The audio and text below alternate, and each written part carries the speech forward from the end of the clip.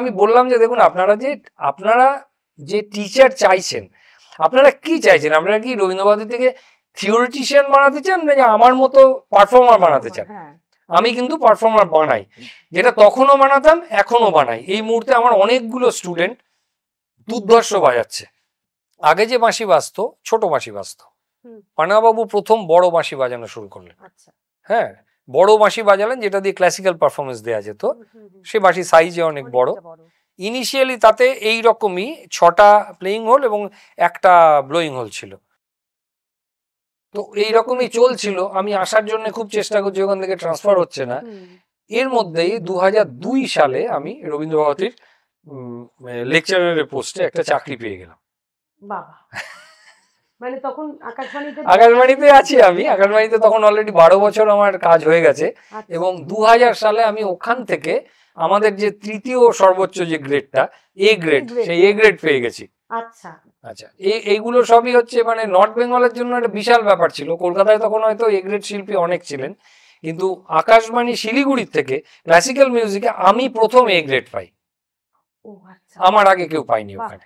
তো সেটা নিয়ে বিশাল হইচই হলো ওখানে। যাই হোক, ঠিক আছে, একটু মানে মুকুটে একটা পালক জুড়লাম মাথায় ইত্যাদি প্রভৃতি। ন্যাশনাল প্রোগ্রাম করলাম তারপরই। তার আগেও করেছি আমি অনেকগুলো ন্যাশনাল প্রোগ্রাম করেছি।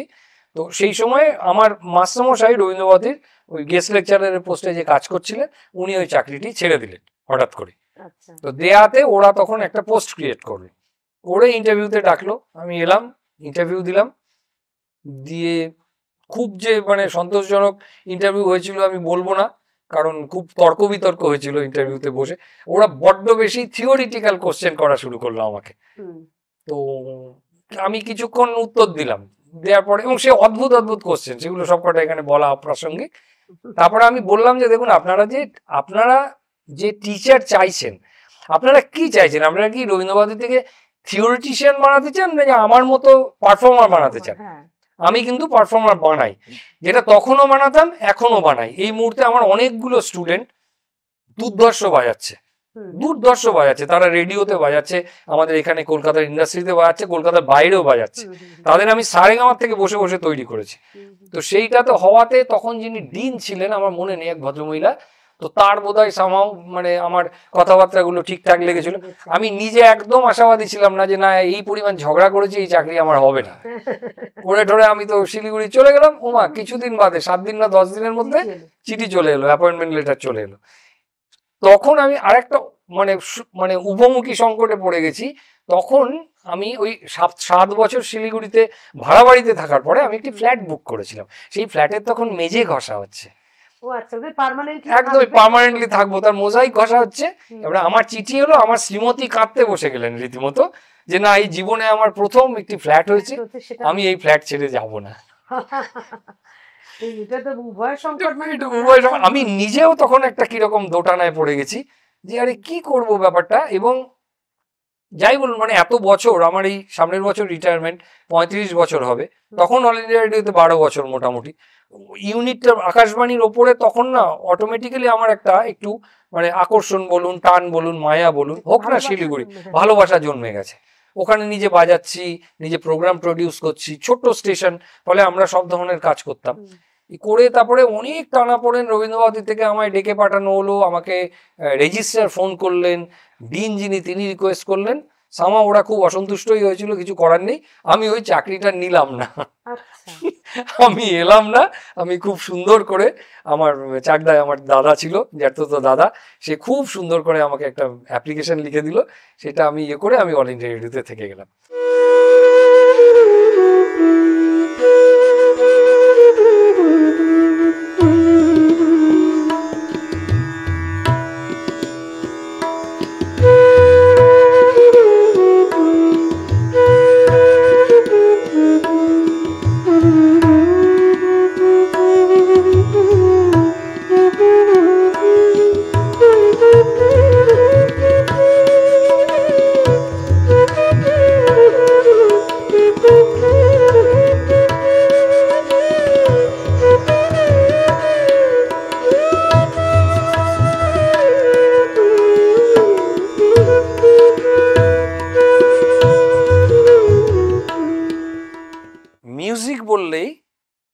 সামগ্রিকভাবে গান বাজনা।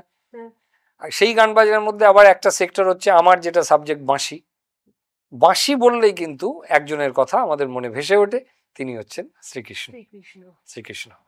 এবং এটা কোনো একটা গ্রন্থে একজন বলছে যে যে শ্রীকৃষ্ণের যে অবতার, ধরুন নারায়ণের যে অবতার, তার তো শঙ্খ চক্র গদা পদ্ম চার হাতে, চারটে তার আয়ুধ রয়েছে।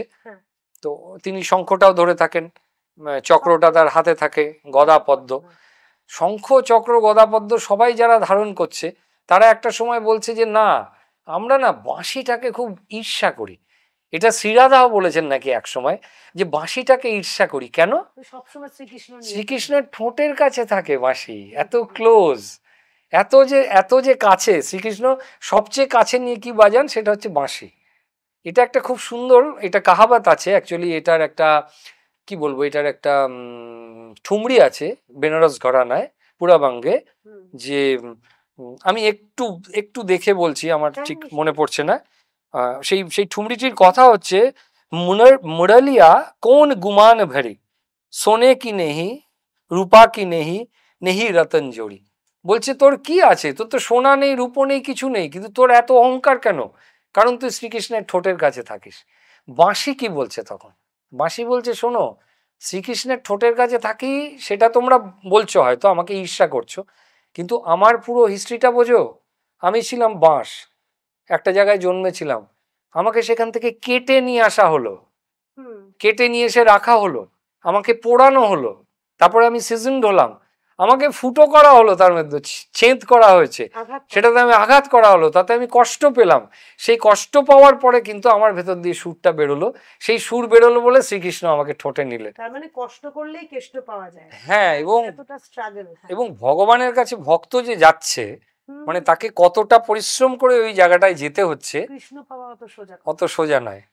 এবং এই শ্রীকৃষ্ণ এবং বাঁশি, এই শ্রীকৃষ্ণ আর বাঁশি নিয়ে যে কত মিথ, এই যেমন আমি পাচ্ছি যে শ্রীমদ্ ভাগবতে বলছে যে শ্রীকৃষ্ণ নাকি বাঁশি বাজাচ্ছেন, নদীর জল থেমে যাচ্ছে, জোয়ার ভাটা হচ্ছে, এরকম একটা পাওয়ার সেই বাঁশির আওয়াজে। কি গাছের পাতা নড়ছে, কখনো নড়ছে না, এরকম ব্যাপার। আবার এরকম রেফারেন্স পাওয়া যাচ্ছে যে শ্রীকৃষ্ণর নাকি 9 লক্ষ গরু ছিল। আচ্ছা, সেই গরুগুলোকে উনি চড়াতেন, সেই গরুগুলোকে বিভিন্ন গ্রুপে গরুগুলো চড়তো, এগুলো সবই হচ্ছে ব্রহ্মসংহিতায় রেফারেন্সটা পাওয়া যাচ্ছে। তো সেই গরুরা যে চড়তো, তাদের এক একটা গরুর গ্রুপকে এক এক রকম বাঁশি বাজিয়ে উনি ডাকতেন। তারা সেই বাঁশির যে সিগন্যালটা, সেই সিগন্যালটা ধরতে পারত। আমি আজ সকালেই ওই যখন বাচ্চাদেরকে আমি শেখাচ্ছিলাম, তখন আমি ওদের বলছিলাম যে পুরনো আমাদের যে হরপ্পা মহেঞ্জোদারো কিংবা জার্মানির গাইবেন ক্লাস্টারে যে বাঁশির রেমনেন্ট পাওয়া গেছে, 3 ফুটোওয়ালা বাঁশি পাওয়া গেছিলো, সেই বাঁশিগুলো দিয়ে কিন্তু গান বাজনা করা হতো না, সেই বাঁশিগুলো সিগন্যালিং এর জন্য ব্যবহার হতো। এটা যে পুরোটা যে আপনার মিথোলজিক্যাল ব্যাপার তা নয়, কিন্তু এটার পেছনে কিন্তু সায়েন্টিফিক রেফারেন্স আছে। সেই গরুগুলোকে উনি ডাকছেন, সেই গরুগুলো কিন্তু সেই বাঁশি শুনে চলে আসছে, এবং সেই গরুদের আবার গ্রুপ ছিল, সেই গ্রুপের আবার নামও পাওয়া যায়। সে একটা গ্রুপের নাম ছিল সরস্বতী, কোনোটার নাম ছিল ধবলী, কুমকুমি, শ্যামা, চন্দ্রিকা, এগুলো সমস্ত লেখা আছে। এই পুরনো স্ক্রিপচার্সগুলো, এগুলো প্রায় 1000 থেকে 2000 বছরের পুরনো হবে মোটামুটি রেফারেন্স। আর একটা রেফারেন্স পাচ্ছি ব্রহ্মসংহিতায়, তাতে 3টি বাঁশির রেফারেন্স পাওয়া যায়। প্রথমটা হচ্ছে বেনু, যে বাঁশিতে 6টা ছিদ্র ছিল। এবারে অনেকেই বলছেন যে ওই বেনুর যে 6টা ছিদ্র, আর বেনু যেটা বলা হচ্ছে, সে বেনুটা কিন্তু বেনু নয়, ওটা মনুষ্য দেহ।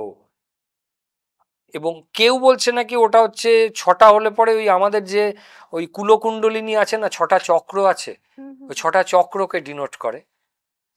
আচ্ছা, আবার কেউ বলছে 6 রিপুকে ডিনোট করে ওই 6টা ছিদ্র দিয়ে। এইটা হচ্ছে একটা বাঁশি, আরো নানা রকমের রেফারেন্স আছে। আর একটা দ্বিতীয় একটা বাঁশির রেফারেন্স পাওয়া যায়, সেটির নাম হচ্ছে মুরলী, যে কারণে ওনাকে মুরলীধর বলা হতো। মুরলীর আবার মাপও দেয়া আছে ব্রহ্মসংহিতায়, সেটির নাকি 18 ইঞ্চি লম্বা ছিল সে বাঁশি। ব্রহ্মসংহিতাতে বলা হয়েছে এগুলো, একদম পুরো রেফারেন্স। আরো একটি বাঁশি পাওয়া গেছে, সেই বাঁশির নাম কি, আরেকটা বাঁশি পাওয়া গেছে, সেটাতে 5টা ফুটো হতো। সে 5টা ফুটো, ওরা বলছে 5টা ফুটো হচ্ছে পঞ্চেন্দ্রিয় আমাদের। আচ্ছা এইরকম করে মানে মনুষ্য দেহের সঙ্গে একটা সিমেট্রি টানা হয়েছে সেই সময় এগুলো। আমি নিজে পড়েছি যে বেদের যে যুগে, সামবেদের যুগে, তখন থেকে কিন্তু বাঁশি বাজানো হতো এবং তখন বাঁশি দিয়ে পিচ ডিনোট করা হতো। প্রত্যেকটা পিচ, তখন তো এরকম এখনকার মতো পিচ পাইপ ছিল না, স্কেলটা তখন বাঁশি দিয়ে। পরবর্তীকালে এটা এলো বীণা দিয়ে, যেটা ভরতের সময় এলো, ভরতনাট্য শাস্ত্রে যেটা রেফারেন্স পাওয়া যায়। বীণা কিন্তু অনেক অ্যাডভান্স যন্ত্র, আপনি ভেবে দেখবেন, তাতে তার লাগানো ইয়ে করা। হ্যাঁ, বাঁশি কিন্তু সেই হিসেবে অনেক প্রিমিটিভ। আর সবচেয়ে মজা কি যে এই যে বাঁশি, এই বাঁশিটার আজ থেকে 500 বছর আগে এটা এরকম দেখতে ছিল, এখনো এরকম। হ্যাঁ, না, আকবর বাদশার যুগেও যারা বাঁশি বাজাতো তারা এই বাঁশিটাই বাজিয়েছে, আমরাও এটাই বাজাচ্ছি। তো সেই হিসেবে না, ওখানে বাঁশি দিয়ে পিচ নির্ধারণ করা হতো, তার জন্য বিভিন্ন রকমের বাঁশি সামবেদে ছিল। এবং সামবেদের শ্লোকের মধ্যেও রেফারেন্স পাওয়া যায়। এবং ওই যে আমাদের পুরনো শ্লোক যেটা দিয়ে বেনু বীণা মৃদঙ্গম, যে 3টে প্রোডাক্ট বলা হয় যেটা আমাদের গান বাজনার জন্য ব্যবহার হতো, তার মধ্যে বেনু রয়েছে একটা, খুব ইম্পর্টেন্ট। যে কারণেই অনেকে এটা দাবি করেন যে ওই যন্ত্রগুলো, বীণা এবং মৃদঙ্গ যেহেতু একটু কমপ্লিকেটেড, সেই জন্য হতে পারে যে বাঁশি সবচেয়ে প্রাচীনতম যন্ত্র পৃথিবীর, যেটা ওই সময় থেকে প্রি হিস্টোরিক এজ থেকে বাঁচতে বাঁচতে এত দূর পর্যন্ত এসেছে।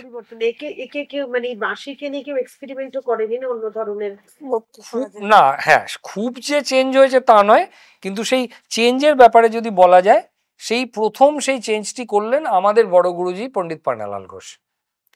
বাঁশি তার আগে পর্যন্ত যে বাজতো, হ্যাঁ, উনি সরাসরি হয়তো বানাতেন না, ওনার জামাই ছিলেন দেবেন্দ্র মুন্দেশ্বর, তিনি বানাতেন। আগে যে বাঁশি বাজতো, ছোট বাঁশি বাজতো। পান্নাবাবু প্রথম বড় বাঁশি বাজানো শুরু করলেন। হ্যাঁ, বড় বাঁশি বাজালেন যেটা দিয়ে ক্লাসিক্যাল পারফরমেন্স দেওয়া যেত। সে বাঁশি সাইজে অনেক বড়।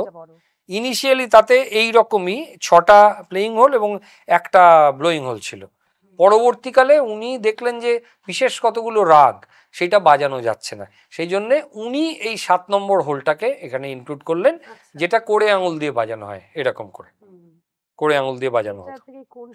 এটা দিয়ে মানে এটাতে যখন নামা হয়, এখান থেকে সা নি ধা পা মা, এবং একটু টেকনিক্যালি যারা স্কিল হয় আমরা বাজাতে পারি একটু ডাউন করে গা মা পা, 2টো নোট বেড়ে যাচ্ছে এটার জন্য এক্সট্রা।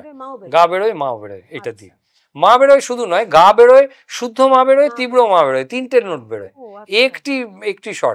এইটা পান্নাবাবুর ইনভেনশন। বড় হ্যাঁ, বড় বাঁশি কিন্তু উনি বানিয়েছেন। আর একটু প্রসঙ্গান্তরেই গেলাম, কিন্তু বানানোর প্রসঙ্গ যখন এলো তখনই বলি যে আমার গুরুজি পণ্ডিত দেবপ্রসাদ বন্দ্যোপাধ্যায়, তিনি পারফর্মার যেমন ভালো ছিলেন, টিচার যেরকম ভালো ছিলেন, সেরকম মেকার ছিলেন। এই যে বাঁশিটি আজকে আমি এনেছি, এটি কিন্তু আমার গুরুজির বানানো বাঁশি। এই বাঁশিটির বয়স হবে মোটামুটি প্রায় 20 বছর। আমি কলকাতায় আসার আগে উনি বানিয়ে দিয়েছিলেন। উনি বহু বাঁশি বানাতেন এবং দুর্ধর্ষ বানাতেন। সেই সময় ওনার বাড়িতে আমি মানে ইন্ডিয়ার সমস্ত প্রথিতযশা ফ্লুট প্লেয়ারদের আসতে দেখেছি। পণ্ডিত হরিপ্রসাদ চৌরাশিয়াকে দেখেছি, পণ্ডিত রনু মজুমদারকে দেখেছি, তখন GS সাচদেব বলে একজন ছিলেন, তিনি আসতেন। এখনো রয়েছেন আমাদের ঘরের খুব সিনিয়র পণ্ডিত নিত্যানন্দ হলদিপুর, বাঁশি নিতে আসতেন, দেবুদা এক বাঁশি দে দিজিয়ে হামকো, এক কি দো বাঁশি। আরও আসতেন ধরুন ওস্তাদ আলিয়া আকবর খাঁ সাহেব, যিনি শরৎ বাজাতেন, তার ছেলেকে আশিস দা, বড় ছেলে যিনি আশিস খাঁকে, উনি মাঝে মাঝে পাঠাতেন ওদের যে ক্যালিফোর্নিয়া, ওদের যে ইয়েটা সান র্যাফেলে বোধহয়, ওনার যে আলিয়া আকবর কলেজ অফ মিউজিক ছিল, সেখানে একটা বাঁশির উইং ছিল, তার জন্য বাঁশি নিত আমার গুরুজির কাছে আসতেন। এবং এখনো পর্যন্ত আমরা যে বাঁশিগুলো বাজাই, এগুলো সকল যে দোকানে কিনতে পাওয়া যায় তা না, এগুলো কিন্তু স্পেশালাইজড মেকারদের দিয়ে বানিয়ে নিতে হয়। হ্যাঁ, কাস্টম বিল্ড যেটাকে বলে, অনেকটাই কাস্টম বিল্ড হয়। এবং আমি ধরুন বলছি, এটা আবার টেকনিক্যাল ব্যাপারেই চলে গেলাম, আমি বাঁশিটাকে বাঁ দিকে ধরি, কিন্তু অনেক লোক আছেন যারা বাঁশিটাকে ডান দিকে ধরে বাজায়। আসলে কোন দিকটা সঠিক, এটার প্রসঙ্গে একটি মজার গল্প মনে পড়ে গেল। কিন্তু ডান দিকেই ধরতেন। ডান দিকে ধরতেন কেন? কারণ বাঁ দিকে শিরাধিকা থাকতেন। এরকম করে ধরলে শিরাধিকা রেগে যাবেন, মুখটা গার্ড হয়ে যাবে, ছবি তুলতে গেলে অসুবিধা হবে, সেই জন্য উনি ঘুরিয়ে বাঁ দিকে ধরেছিলেন। এটা আমাকে একজন সঙ্গীত গুণী বলেছিলেন প্রথম এই গল্পটা। আমাদের রবীন্দ্রভারতীর প্রফেসর ছিলেন প্রণব মুখার্জি, শ্রী প্রণব মুখার্জি, উনিও খুব বরিষ্ঠ বাঁশিবাদক। ওনাকে আমি বলেছিলাম, স্যার আমি তো উল্টো দিকে বাজাই। তখন উনি বললেন, না রে উল্টো নয়, ওইটাই সোজা দিক। শ্রীকৃষ্ণ বাঁশিটা ঘুরিয়ে ধরতেন, কারণ বাঁদিকে শিরাধিকা থাকতেন, উনি ধরতে পারতেন না। হয়তো দেখতে গেলে দেখা যাবে উনি বাঁদিকেই বাজাতেন বাঁশিটা। এটা অ্যাকচুয়ালি একটা স্ট্রেট যন্ত্র, তো সে কারণে আপনি যেদিক দিয়ে ধরবেন সেটাই। এটা ডিপেন্ড করে, এটা একটা টেকনিক্যাল নয়, এটা ডিপেন্ড করে যে বাঁশিটা সোজা করে ধরলে আমার কোন হাতটা ওপরে দিলে সুবিধা হয়। আমার যদি ডান হাতটা ওপরে দিলে সুবিধা হয় তাহলে আমার আর বাঁশিটা বাঁ দিকে যাবে, আর আমার যদি বাঁ হাতটা ওপরে দিলে সুবিধা হয় তাহলে পরে আমার এটা ডান দিকে যাবে। এই হচ্ছে ব্যাপারটা।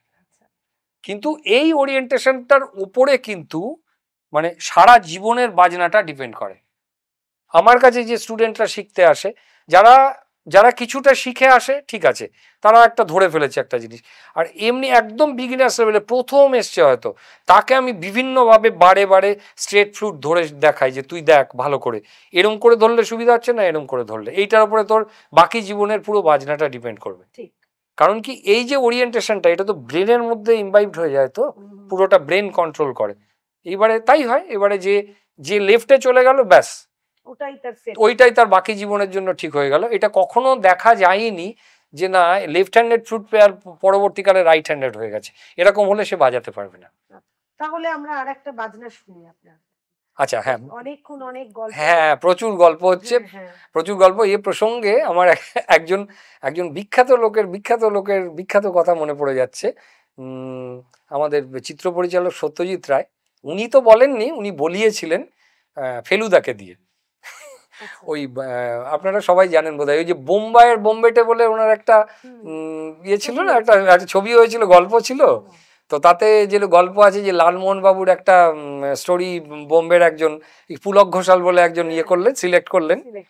তো তারপরে লালমোহন বাবুকে ফেলুদা ব্রিফ করতে বসেছেন। তখন ফেলুদা বলছেন, শুনুন, ফিল্ম বানাতে গেলে পরে কি করতে হয়, যে শুধু ইনডোরে রাখলে চলবে না, লোককে মাঝে মাঝে একটু আউটডোরে নিয়ে যাবেন, একটু সমুদ্র দেখিয়ে নিয়ে আসবেন, একটু পাহাড় দেখিয়ে নিয়ে আসবেন, তবে লোকের মাথার ভেতরে যে ব্যাপারটা জাম্বল হয়ে আছে ওইটা কাটবে। তো আমাদেরও ব্যাপারটা তাই, রিলিফ চাই। তো আমরা অনেকক্ষণ ধরে অনেক আলোচনা করেছি, আমার শ্রোতাদের হয়তো একটু একঘেয়ে লাগতেই পারে।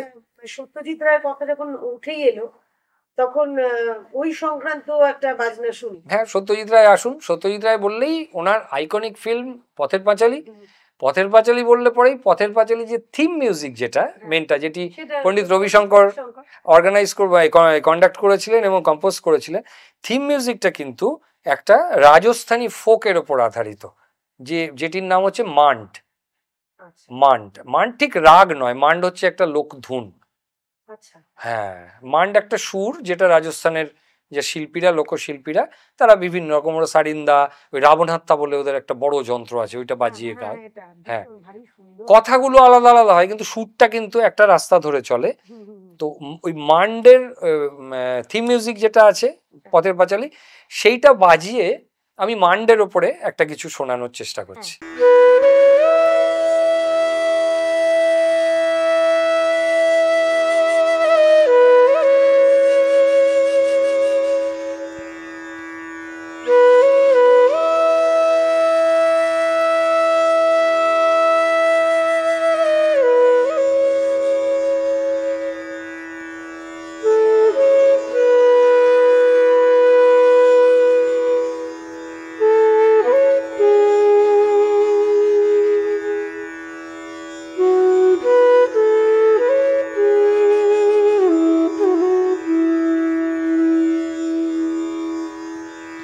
এবার যে গানটা কেশরিয়া বালমা,